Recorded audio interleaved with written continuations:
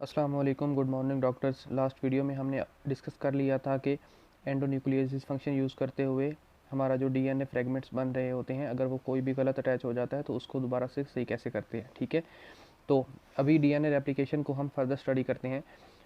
इसके लिए हमने सिंगल स्ट्रैंड्स 2 बना लिए थे। ठीक है, हमने कहा था कि जो हमारे पास डीएनए पॉलीमरेज है उसको वर्किंग करने के लिए एक प्राइमेज एंजाइम चाहिए होता है, प्राइमेज चाहिए होता है। प्राइमेज क्या होता है? अ पैच ऑफ डीएनए होता है जो कि हमारे पास स्टार्टिंग के लिए डीएनए रेप्लिकेशन को स्टार्ट करता है। ठीक है, ये जो हमारा है 3 एंड होता है और ये 5 एंड डीएनए जो हमारा पेरेंटल सेल है या टेम्पलेट है, ठीक है, उसका 3 एंड ये और 5 एंड ये, तो इसको रीड करता है और एंटी पैरेलल बनाता है। मतलब ये कि 5 एंड यहाँ पे था और 3 एंड यहाँ पे। ठीक है, तो ये हमारे पास प्राइमेज बन गया।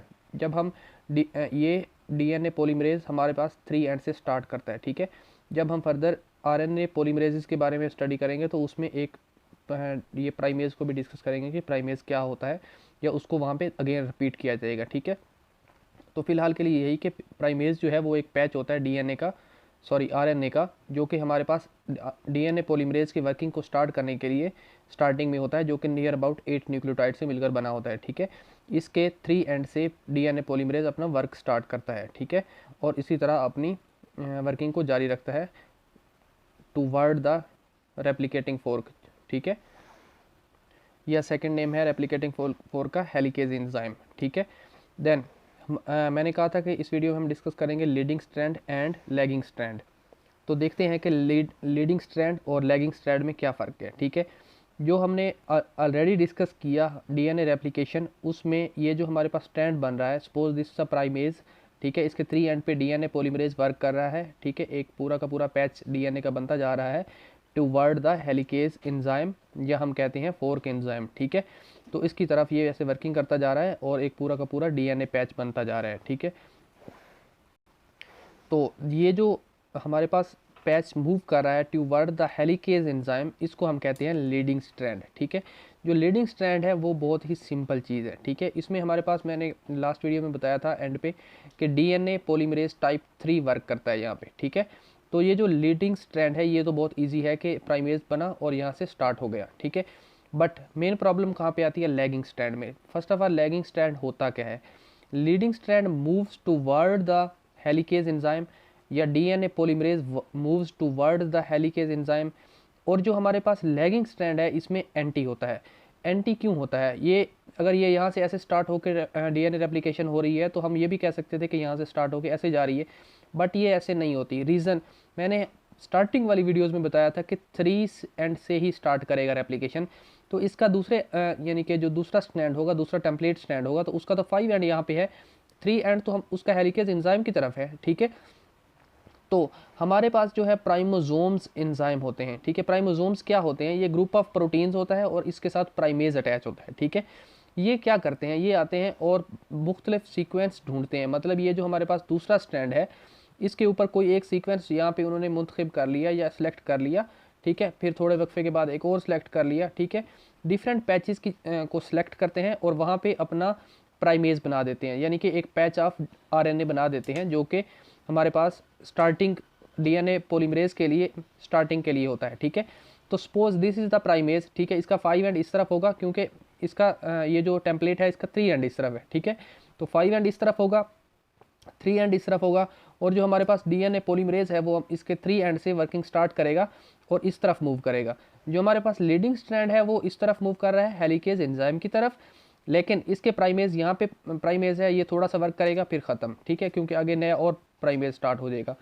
सेम इसी तरह यहाँ पे एक प्राइमेज है, ये वर्किंग यहाँ तक मूव करेगा। ठीक है, फिर अपना वर्क छोड़ देगा क्योंकि नेक्स्ट हमारे पास आरएनए पैच है। ठीक है, आरएनए पैच आने से ये रुक क्यों जाता है? क्योंकि हमारे पास ये इस टेम्पलेट को रीड करके हमारे पास रेप्लिकेटिंग स्टैंड बना रहा था। ठीक है, लेकिन जब हमारे पास आगे आरएनए आ जाता है तो ये इसको प्रॉपर रीड नहीं कर सकता, जिसकी वजह से इसकी डीएनए पॉलीमरेज की वर्किंग रुक जाती है। ठीक है, हमारे पास जो लीडिंग स्ट्रैंड होता है इसमें सिर्फ और सिर्फ एक ही प्राइमेज होता है और कंप्लीट को ही रेप्लिकेट कर देता है। लेकिन जो हमारे पास लैगिंग स्ट्रैंड है इसमें डिफरेंट पैचेस पर डिफरेंट आरएनए के पैचेस होंगे, जिसको हम प्राइमेज कहते हैं। ठीक है, देन नेक्स्ट टर्म है हमारे पास ओकाजाकी फ्रैगमेंट्स। ओकाजाकी फ्रैगमेंट्स क्या होते हैं कि हमारे पास जो टेम्पलेट है इसके ऊपर डिफरेंट पैचेस बने हुए हैं आरएनए के और फिर डीएनए के, जो सेंटर में इनके डीएनए पॉलीमरेज वर्क करके ये पैचेस बने हुए हैं। ये जो सेगमेंट्स हैं डीएनए के, इनको बोलते हैं ओकाजाकी फ्रैगमेंट्स। ठीक है,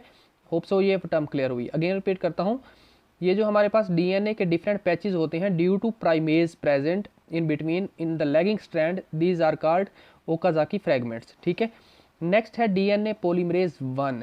ठीक है, यहाँ पे जो वर्क कर रहा है हमारे पास, ये हमारे पास डीएनए पॉलीमरेज 3 है। जैसा कि हमारे पास यहाँ पे वर्क कर रहा था, ये पूरा का पूरा डीएनए पॉलीमरेज 3 है। यहाँ पे भी डीएनए पॉलीमरेज 3 ने ही वर्क किया है, लेकिन डीएनए पॉलीमरेज 1 का क्या काम है वो आएगा और हमारे पास जो ये अटैच हुए हैं यहाँ पे प्राइमेज हैं, प्राइमेज को रिमूव कर देगा। ठीक है, इन प्राइमेज के रिमूव होने से क्या होगा कि हमारे पास सिर्फ और सिर्फ डीएनए पैचेस ही बच जाएंगे। जब डीएनए पैचेस बच जाते हैं तो फिर लाइगेज एंजाइम को यूज़ करते हुए ये इन दोनों को अटैच करवा देता है। ठीक है, अटैच करवाने के लिए यहाँ पे और न्यूक्लियोटाइड्स अटैच करने पड़ेंगे। ठीक है, बट एक मेन पॉइंट जो कि डीएनए पॉलीमरेज के लिए हर किसी को पता होना चाहिए वो ये है कि जो डीएनए पॉलीमरेज है ये हमारे पास अटैच भी करता है और प्रूफ रीड भी करता है। ठीक है, जैसा कि लास्ट वीडियोस में हमने डिस्कस किया था कि ये अटैच भी करेगा, फिर बैक पे प्रूफ रीड भी करेगा। ठीक है, मतलब एक न्यूक्लियोटाइड अटैच किया, फिर उसको वापस प्रूफ रीड किया, क्या ये सही लगा है या गलत लगा है। ठीक है, ये चीज़ तो ये चेक करता है कि सही लगा है या गलत लगा है, बट ये चीज़ चेक नहीं करता कि जो हमारे पास न्यूक्लियोटाइड है वो सही है या नहीं है। सपोज अगेन मैं इसको रिपीट करता हूँ, सपोज ये हमारे पास एक पैच ऑफ डीएनए जो कि टेम्पलेट है। ठीक है, यहाँ पे एक न्यूक्लियोटाइड आया, इसने यहाँ पे अटैच कर दिया, अगेन यहाँ पे एक न्यूक्लियोटाइड और अटैच कर दिया, इसने इसको अटैच किया, अगेन प्रूफ रीड किया, चेक किया कि ये ठीक लगा है या नहीं लगा। लेकिन ये जो हमारे पास मैं यहाँ पे न्यूक्लियोटाइड की शक्ल बना रहा हूँ वो इस तरह बना रहा हूँ। ठीक है, अगर ये न्यूक्लियोटाइड की मैं शक्ल इस तरह बना देता हूँ, ये इस तरह, ठीक है, तो ये अटैच तो कर देगा क्योंकि इसको पता है ये न्यूक्लियोटाइड है, ये भी न्यूक्लियोटाइड है, लेकिन ये जो न्यूक्लियोटाइड की शक्ल है ये वाला ओरिजिनल शक्ल है। ठीक है, बट अगर इस तरह के न्यूक्लियोटाइड को ये अटैच कर देगा तो ये इजीली कर लेगा। रीज़न, जो पॉइंट मैं समझाना चाह रहा हूँ वो ये है कि ये जो हमारे पास डीएनए टेम्पलेट है इसको रीड करता है, न्यूक्लियोटाइड को अटैच करता है और चेक करता है कि न्यूक्लियोटाइड सही लगा है या नहीं लगा। ये नहीं चेक करता कि न्यूक्लियोटाइड सही है या नहीं है। ठीक है, होप सो ये पॉइंट आपको समझ आ गया होगा। ठीक है, नेक्स्ट हम वीडियो में देखेंगे, उसमें हम फ्यू ड्रग्स को डिस्कस करेंगे और उसके बाद हम जो हमारे पास क्रोमोसोम्स होते हैं उनकी रेप्लिकेशन को अलग से देखेंगे कि एक सेल में जब सेल डिवाइड होता है तो उसके अंदर जो क्रोमोसोम होते हैं वो किस तरह अपने स्पिंडल फाइबर्स बनाते हुए एक दूसरे से अलग हो जाते हैं। ठीक है, तो thank you doctors, good bye.